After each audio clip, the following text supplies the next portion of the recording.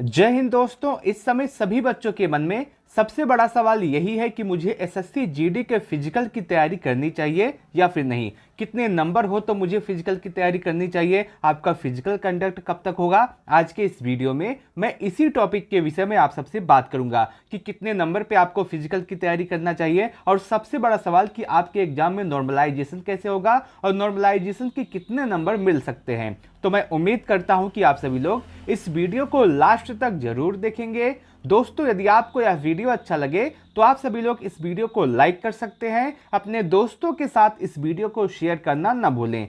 जैसा कि आप सबको पता होगा, इस बार एसएससी जीडी में 26,146 पदों पे आपकी वैकेंसी आई है, जिसके लिए 47,45,501 बच्चों ने आवेदन किया है। ये जो आंकड़ा है ये 2024 का आंकड़ा है। इससे पहले जो दो वैकेंसी और आई है एसएससी जीडी की, एक पहली आपकी 2021 वाली और दूसरी आपकी 2022 वाली। अगर हम इसको एनालिसिस करें तो 2021 में 27,271 पदों पे आपकी वैकेंसी आई थी, जिसके लिए 71,74,580 बच्चों ने आवेदन किया था। आवेदन इतना ज्यादा इसलिए था क्योंकि कोविड के बाद ये वैकेंसी आई थी और उस समय सभी बच्चे किसी न किसी वैकेंसी का इंतजार कर रहे थे। जब एसएससी जीडी वाली वैकेंसी आई तो सभी बच्चे इसमें आवेदन किए और अपना एग्जाम दिए। वहीं इसके बाद 2022 में आपकी एक वैकेंसी आई थी जिसमें पदों की संख्या आपकी बहुत ही अच्छी खासी थी। 50,187 पदों पर आपकी पूरी वैकेंसी आई थी, जिसके लिए 54,15,938 बच्चों ने आवेदन किया था। अगर हम बात करें 2024 में, इस बार पदों की संख्या भी बहुत ज्यादा कम है और उसके साथ साथ आवेदन भी बहुत कम हुए हैं। अगर मैं बात करूं आपके एग्जाम की प्रोसेस की, जो एसएससी जीडी का एग्जाम है, इसमें पहले आपका एग्जाम होता है जो कि कंडक्ट कराया जा चुका है। उसके बाद आपका फिजिकल होगा, फिजिकल के बाद आपका मेडिकल होगा, मेडिकल के बाद एक फाइनल रिजल्ट आएगा जिसमें आपका फाइनल कट ऑफ पता चलेगा। तो आपका एग्जाम समाप्त हो गया है। अब एक कट ऑफ आएगा जो कि आपका फिजिकल का कट ऑफ होगा। फिजिकल आपका कंडक्ट कराया जाएगा। जो बच्चे फिजिकल में पास होंगे उनका मेडिकल होगा, और मेडिकल होने के बाद एक फाइनल रिजल्ट आएगा जिसमें जो कि फाइनल होगा और जिसका कट ऑफ सबसे ज्यादा महत्वपूर्ण होता है। अगर हम देखें, फिजिकल के कट ऑफ से भी कोई मतलब नहीं है और उसके साथ साथ मेडिकल से भी लगभग बहुत सारे बच्चे पास हो जाते हैं, लेकिन जो फाइनल कट ऑफ होता है यही बताता है कि आपका सिलेक्शन होगा या फिर नहीं होगा। आज की इस वीडियो में मैं फाइनल कट ऑफ का भी बात करूंगा, फिजिकल की तो बात करूंगा ही करूंगा। अगर हम देखें आपका जो एग्जाम हुआ है, ये सबसे बड़ी बात इसमें इस बार एग्जाम में जो थोड़े से संशोधन किए गए हैं उसकी वजह से बच्चों को बहुत ज्यादा दिक्कत हुई है। जैसे आपके एग्जाम में जो नेगेटिव मार्किंग था उसको इस बार 1/8 कर दिया गया। ऐसा करने की जानकारी बहुत सारे बच्चों की नहीं थी। जो बच्चे इसकी तैयारी बहुत ही ध्यानपूर्वक कर रहे थे उनको ही इस बात की जानकारी थी। हालांकि बहुत सारे बच्चे ऐसे हैं जो एग्जाम सेंटर से निकलने के बाद यही कह रहे थे कि मुझे पता ही नहीं था कि 1/8 की निगेटिव मार्किंग हो गई है। और 1/8 की निगेटिव मार्किंग की होने की वजह से आपके कट ऑफ पर भी इसका प्रभाव पड़ेगा, जो कि अभी मैं आगे आपसे बात करूंगा। अगर मैं पेपर के लेवल की बात करूं, जो कि आपका एसएससी जीडी 2024 का हुआ था, तो इसका जो पेपर है ये आपका नॉर्मल टू मॉडरेट आया था। ना ही बहुत ज्यादा इजी था, ना ही बहुत ज्यादा हार्ड आया था। देखिए, कोई भी एग्जाम हो जिसमें 60 मिनट में 80 प्रश्न हल करने हो, वो इजी नहीं रहता है, क्योंकि इसमें टाइम मैनेजमेंट सबसे बड़ी समस्या हो जाती है। जो बच्चा सही से अपने टाइम को मैनेज करेगा वही इस वैकेंसी में अपनी सफलता को सुनिश्चित कर सकता है। जो बच्चा समय को सही से मैनेज नहीं कर पाएगा वो उसके बहुत सारे प्रश्न छूट भी गए होंगे। आपने देखा होगा जब एनालिसिस कराया जा रहा था तो उसमें बहुत सारे बच्चे ऐसे थे जो कह रहे थे कि मैंने अपने सभी क्वेश्चन देख भी नहीं पाया, मेरे बहुत सारे क्वेश्चन छूट गए हैं। वो इसीलिए हुआ क्योंकि उन्होंने टाइम मैनेजमेंट सही से नहीं किया। और वो बच्चा जो लगातार प्रैक्टिस सेट लगाया होगा उसकी टाइम बहुत ही ज़्यादा अच्छी थी और वो सभी प्रश्न को देखा है, सभी प्रश्नों को हल करके आया है। तो इस एग्जाम में सबसे बड़ी दिक्कत यही है टाइम मैनेजमेंट की। जो बच्चा सही से टाइम मैनेज किया है उसका स्कोर अच्छा ही होने वाला है। दूसरा, इस बार का जो पेपर था ये आपका बहुत ज़्यादा इजी नहीं, बहुत ज़्यादा हार्ड नहीं था। इजी टू मॉडरेट था, हार्ड नहीं था। लेकिन अगर हम सेक्शन वाइज बात करें तो हिंदी जो था, हिंदी आपका इजी आया था। सभी बच्चे, जितने भी बच्चे हैं, लगभग सबका 17, 18, 19 सही हो रहा है। जो सिलेक्शन लेने वाला है मैं उसकी बात कर रहा हूं। वही जो आपका मैथ आया था इसमें भी जो बच्चों का एवरेज स्कोर बन रहा है वो भी आपका 17 से 18 के आसपास बन रहा है। मैं ये नहीं कहता कि सभी बच्चों का स्कोर इतना है, कुछ बच्चे होंगे जिनका स्कोर 18, 19, 20 भी होगा और कुछ बच्चे ऐसे होंगे जिनका स्कोर 14, 15, 16 भी होगा। तो ये एवरेज स्कोर की मैं बात कर रहा हूं। उसके बाद आपका रीजनिंग आता है। रीजनिंग में भी जो बच्चों का एवरेज स्कोर बन रहा है वो आपका 17 से 18 के आसपास बन रहा है। और जीके जीएस एक ऐसा टॉपिक है जितने सभी बच्चों को परेशान किया है। जीके जीएस में कुछ बच्चे कहते हुए मिलेंगे आपको कि मेरा 10 के आसपास सही हो सकता है, कुछ बच्चे आपको कहेंगे कि मेरा 12 के आसपास सही हो सकता है, कुछ बच्चे कहेंगे कि मेरा 15 के आसपास सही हो सकता है। 15 से प्लस अभी तक किसी ने नहीं बताया कि मेरा 15 से ज़्यादा सही होगा। तो आप यहाँ मान के चल सकते हैं कि जो जीके जीएस में एवरेज स्कोर है वो आपका 12 से 13 के या फिर 14 के आसपास बन रहा है। पेपर आपका इजी था, इजी टू मॉडरेट था, बहुत ज़्यादा हार्ड नहीं था। लेकिन आपका पेपर इसलिए हार्ड हो जाता है क्योंकि इसमें समय बहुत ज़्यादा कम था। 60 मिनट में जब 80 प्रश्न करने हो तो उसमें आपका पेपर इजी नहीं कहा जाता। और आपकी जो एग्जाम में नेगेटिव मार्किंग इस बार 1/8 की हुई है, इसकी वजह से बहुत सारे बच्चों ने अपने ज़्यादा अटेम्प्ट किया। अब भाई देखिए, जब आप 5 प्रश्न को अटेम्प्ट करेंगे, देखिए 5 प्रश्न को अटेम्प्ट करेंगे, मान लीजिए एक आपका गलत हो जाता है, 4 सही होता है, तब भी इसका फायदा ही आपको मिलेगा। यहाँ तक कि आपके 5 के 5 गलत हो जाते हैं, ऐसे चांस बहुत ही कम है, बहुत ही कम ऐसे चांस होते हैं कि आपने 5 अटेम्प्ट किया, 5 आपके गलत हो गए। बहुत ज़्यादा किस्मत खराब होती है तब ये ऐसा होता है। तो ऐसे में अगर आपने अटेम्प्ट किया होगा, जितना ज़्यादा अटेम्प्ट किया होगा, आपने 10 अटेम्प्ट किया होगा, तो चांस यही है कि 10 में से 2 से 3 आपके सही हो जाते हैं। अगर 2 से 3 सही हो जाता है 10 अटेम्प्ट से, तो इसमें आपका फायदा होगा, इसमें आपका नुकसान कोई नहीं होगा। तो जब नुकसान नहीं होगा तो आपका कट ऑफ पे प्रभाव पड़ेगा और इसकी वजह से आपका कट ऑफ थोड़ा सा हाई जा सकता है। अब बात करें कट ऑफ के विषय में कि कितना स्कोर हो तो आपको फिजिकल की तैयारी करनी चाहिए और कितने नंबर पे आपका फाइनल सिलेक्शन हो सकता है।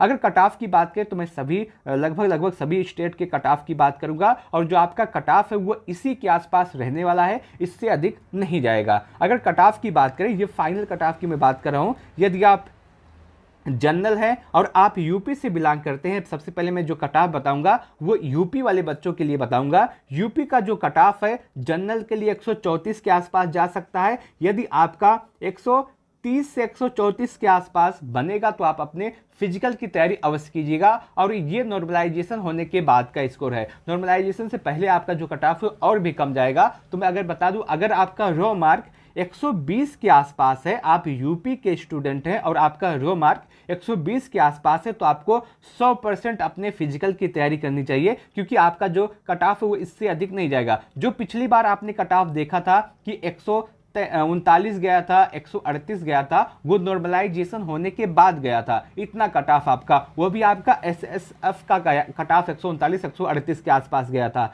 तो नॉर्मलाइजेशन होने के बाद अगर आप देखें तो नॉर्मलाइजेशन में भी आपको आराम से 18 से 20 नंबर का नॉर्मलाइजेशन में फायदा मिला था। तो मैं अभी से आपसे कहना चाहता हूं कि यदि आपका इस रो मार्क 120 के आसपास है और आप किसी भी स्टेट से, किसी भी कैटेगरी से बिलोंग करते हैं, तो आपको फिजिकल की तैयारी अवश्य करनी चाहिए। आपका फिजिकल के लिए अवश्य बुलाया जाएगा। वहीं फाइनल सिलेक्शन की बात करें तो यदि आप यूपी के बच्चे हैं और आप जनरल है और आपका स्कोर 134 से लेकर के 138 के आसपास है, तो आपका फाइनल सिलेक्शन हो जाएगा। यदि आप ईडब्ल्यूएस है और आपका स्कोर 133 से लेकर के 136 के आसपास है, तो आपका फाइनल सिलेक्शन हो जाएगा। यदि आप ओबीसी हैं, आपका भी स्कोर 133 से लेकर के 136 के आसपास है, तो आपका फाइनल सिलेक्शन हो जाएगा। यदि आप एससी हैं और आपका स्कोर 123 से लेकर के 126 के आसपास है, तो आपका फाइनल सिलेक्शन हो जाएगा। यदि आप एसटी हैं और आपका स्कोर 113 से लेकर के 117 के आसपास है,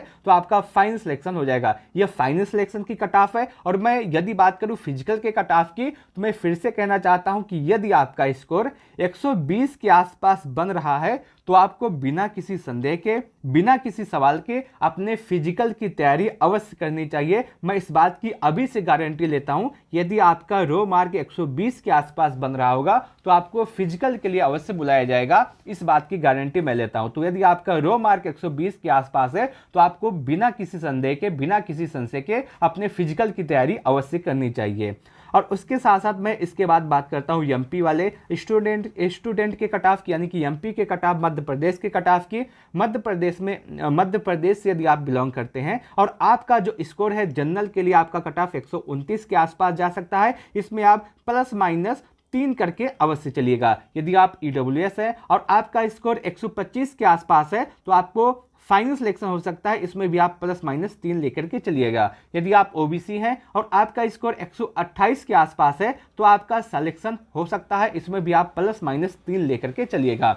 यदि आप एससी हैं और आपका स्कोर 114 प्लस माइनस 3 के आसपास है तो आपका फाइनल सिलेक्शन हो जाएगा। यदि आप एसटी हैं और आपका स्कोर 101 प्लस माइनस 3 के आसपास है तो आपका फाइनल सिलेक्शन हो जाएगा। उसके बाद बिहार वाले स्टूडेंट की बात करते हैं। यदि आप बिहार से बिलोंग करते हैं और आप जनरल कैंडिडेट हैं और आपका स्कोर 126 प्लस माइनस 3 है तो आपका फाइनल सिलेक्शन हो सकता है। यदि आप ईडब्ल्यूएस है और आपका स्कोर 122 प्लस माइनस 3 है तो आपका फाइनल सिलेक्शन हो जाएगा। यदि आप ओबीसी हैं और आपका स्कोर 123 प्लस माइनस 3 है तो आपको अपने फिजिकल की तैयारी अवश्य करनी चाहिए। यदि आप एससी हैं और आपका स्कोर 104 प्लस माइनस 3 है तो आपका सिलेक्शन हो सकता है। एसटी का जो कट ऑफ है वो 119 प्लस माइनस 3 के आसपास जा सकता है।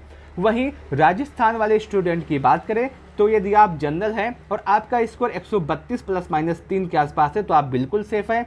यदि आप ईडब्ल्यूएस हैं और आपका स्कोर 125 प्लस माइनस 3 है तो आप बिल्कुल सेफ हैं। यदि आप ओबीसी हैं और आपका स्कोर 131 प्लस माइनस 3 है तो आप बिल्कुल सेफ हैं। यदि आप एससी हैं और आपका स्कोर 116 प्लस माइनस 3 है तो आप बिल्कुल सेफ रहने वाले हैं। वहीं यदि आप एसटी हैं और आपका स्कोर 118 प्लस माइनस 3 है तो आप बिल्कुल सेफ हैं। वहीं झारखंड वाले स्टूडेंट की बात करें तो यदि आप जनरल हैं और आपका स्कोर 116 प्लस माइनस 3 के आसपास है तो आप बिल्कुल सेफ हैं। यदि आप जनरल है और आपका स्कोर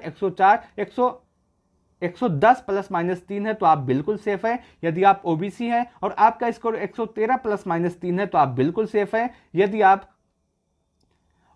एससी के स्टूडेंट हैं और आपका स्कोर लगभग 90 के आसपास है और 90 प्लस माइनस 3 है तो आप बिल्कुल सेफ है। वहीं यदि आप एसटी हैं और आपका भी स्कोर 90 के आसपास है तो आप बिल्कुल सेफ रहने वाले हैं झारखंड से। वहीं अब छत्तीसगढ़ के कट ऑफ की बात करते हैं।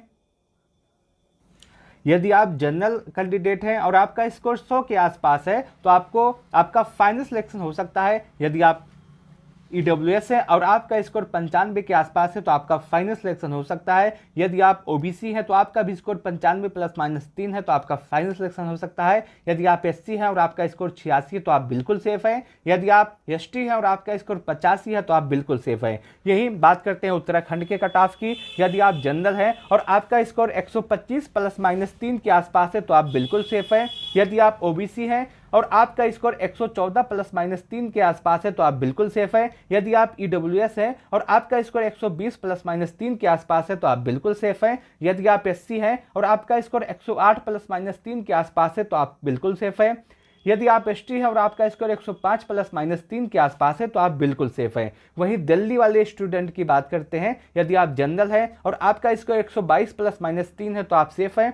यदि आप ईडब्ल्यूएस है और आपका स्कोर 114 प्लस माइनस 3 है तो आप बिल्कुल सेफ है। यदि आप ओबीसी हैं और आपका स्कोर 118 प्लस माइनस 3 है तो आप बिल्कुल सेफ है। यदि आप एससी हैं और आपका स्कोर 105 प्लस माइनस 3 है तो आप बिल्कुल सेफ है। यदि आप एसटी हैं और आपका स्कोर 98 प्लस माइनस 3 है तो आप बिल्कुल सेफ है। आपका जो कट ऑफ है इसी के आसपास जा सकता है, इससे ज़्यादा नहीं जाएगा। और इसी के आसपास यदि आपका स्कोर है तो आपको अपने फिजिकल की तैयारी अवश्य करनी चाहिए। और मैं यहाँ तक कहूँगा कि अगर आप यूपी से बिलोंग करते हैं या फिर कोई जहाँ पे हाई कट ऑफ जाता है वहाँ से आप बिलोंग करते हैं तो आपका स्कोर अगर 120 के आसपास रो मार्क बन रहा है तो आपको फिजिकल की तैयारी अवश्य करनी चाहिए। मैं आपको फिर से बता दूं, आप किसी भी स्टेट के स्टूडेंट हो, किसी भी कैटेगरी के स्टूडेंट हो और आपका यदि स्कोर रो मार्क जो 120 के आसपास बन रहा है तो आपको फिजिकल की तैयारी अवश्य करनी चाहिए, क्योंकि अभी आपके एग्जाम में नॉर्मलाइजेशन होने वाला है। पिछली बार जो आपने कट ऑफ देखा था कि आपका कट ऑफ 138 गया है, 139 गया है, वो आपका नॉर्मलाइजेशन के बाद का कट ऑफ था। और पिछली बार जो नॉर्मलाइजेशन हुआ था वो 18 से 20 नंबर, यहाँ तक कि बहुत सारे बच्चों को 22 से 25 नंबर का भी नॉर्मलाइजेशन मिला था। और ये यदि आपका रो मार्क 120 के आसपास है तो आप किसी भी स्टेट के स्टूडेंट हैं, किसी भी कैटेगरी के स्टूडेंट हैं, आपको अपने फिजिकल की तैयारी अवश्य करनी चाहिए। मैं अभी से लिख के देता हूं, सिग्नेचर करके देता हूं कि आपको फिजिकल के लिए अवश्य बुलाया जाएगा यदि आपका स्कोर 120 के आसपास है, रो मार्क। अब बात करते हैं आंसर की के विषय में। देखिए, आपका जो आंसर की है वो लगभग 99% चांस है कल या परसों में आ जाएगा, क्योंकि आपका जो आंसर की है आपके एग्जाम को समाप्त हुए लगभग 5 दिन हो गया है। 13 तारीख को आपका रिजल्ट डेट था, 13 या 12 को, और उसके बाद अगर हम देखें तो आज 17 हो गया है। तो 17 के बाद कल ज़्यादा संभावना है, कल तक आपकी जो आंसर की है वो जारी हो जाएगी। मैं उम्मीद करता हूं कि आपको यह वीडियो अच्छा लगा होगा, आपको यह पूरी एनालिसिस अच्छी लगी होगी। यदि आपको यह वीडियो अच्छा लगा हो तो आप सभी लोग इस वीडियो को लाइक कर सकते हैं, अपने दोस्तों के साथ इस वीडियो को शेयर करना ना भूलें। यदि आपके मन में कोई भी डाउट, कोई भी सवाल, कोई भी कन्फ्यूजन रह गया है तो आप कमेंट सेक्शन के माध्यम से हमसे पूछ सकते हैं, तो मैं आपके प्रत्येक कमेंट का जवाब अवश्य दूंगा। उसके साथ साथ आप कमेंट सेक्शन के माध्यम से अपने स्कोर को जरूर बताइएगा कि आपका स्कोर अभी कितना बन रहा है। मैं आपको बताने का प्रयास करूंगा कि उतने स्कोर के साथ आपको फिजिकल की तैयारी करनी चाहिए या फिर नहीं। इस वीडियो को लास्ट तक देखने के लिए आप सबका बहुत बहुत धन्यवाद।